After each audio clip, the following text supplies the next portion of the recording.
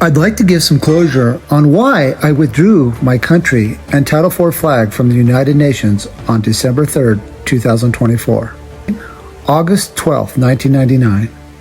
David-Win Miller, who is now deceased, and myself, Russell-J. Gould, filed for the copyrights on the Title IV flag sections 1, 2, and 3.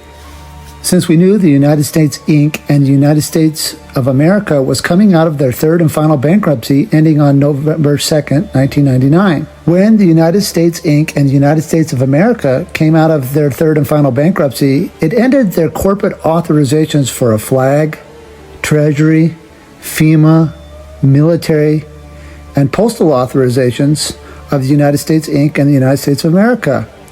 It also terminated the authorization for a corporate trustee called the President. And that's why, since 1999, all presidents have been fraudulently placed in a selection because there is no government for there to be a president of. So it's just a selection, and it's quite a sad thing to watch the people fall into this Babylon trap of the social engineering to create fake leaders called presidents who do what they want, take us to war, and undermine the safety of the citizens of the former United States of America. So this is why there's no borders, because they don't have to have a border because there's no boundary line anymore. By filing for the copyrights of the Title IV Sections 1, 2, and 3 flag at the United Nations, it gave me a platform to further educate foreign countries on the decentralization of banking using quantum grammar and the quantum banking system as a neutral platform for honesty and full closure with the words on contract.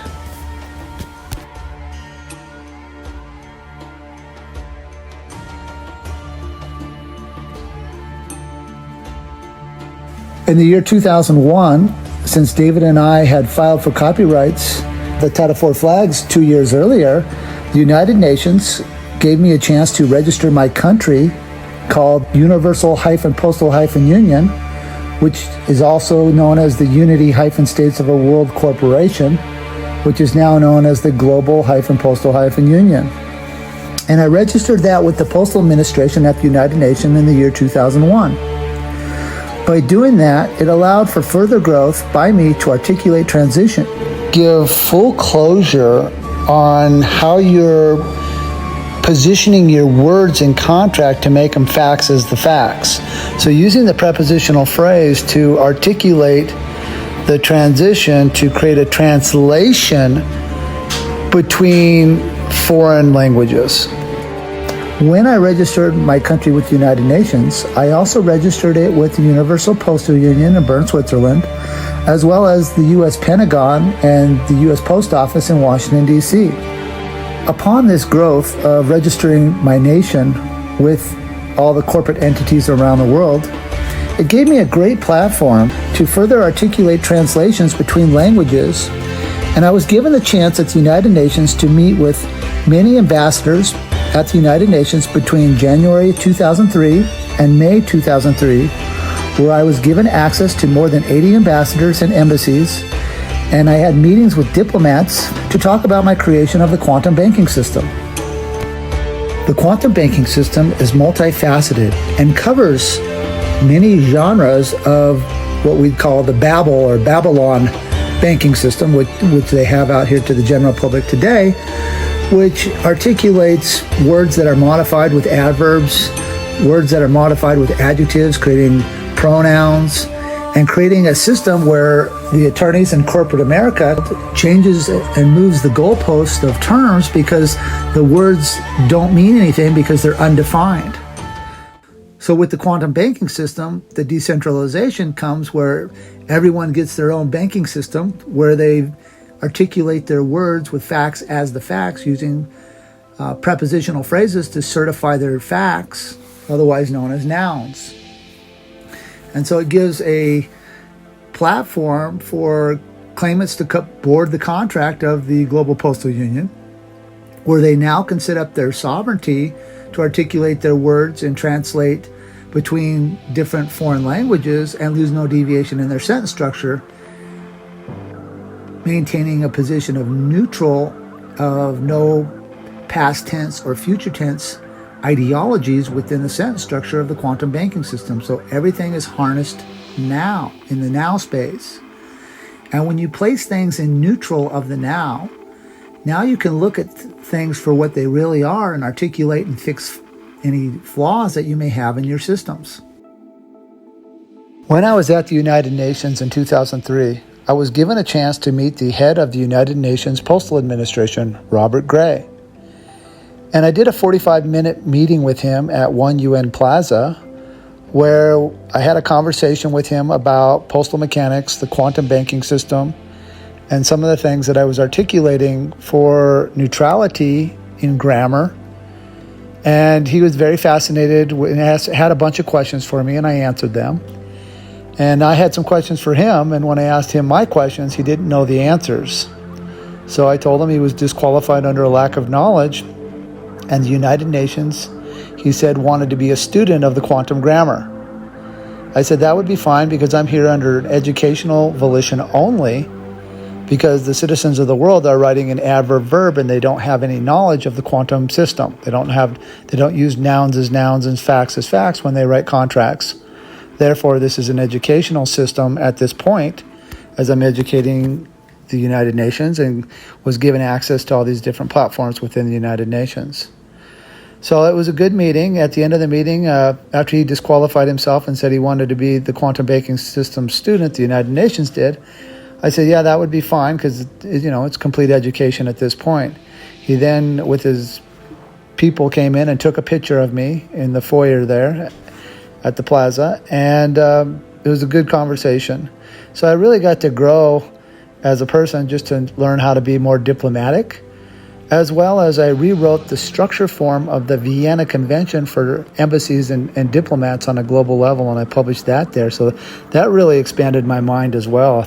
Just a lot of knowledge. It took me about a year to complete that task, but it was a wonderful platform that I had built and created a lot of accountability and honesty between diplomats as they negotiate contract and corporate transactions between nations. However, as a young man, my father gave me access to the John Birch Society and books like Aldous Huxley's A Brave New World. And I also was given access and got to read books from Atlas Shrugged, which gave me a different perspective on how a global society is and where they were going with their concepts of globalism. And their concepts of globalism did not match my perspective of moral values and ethics.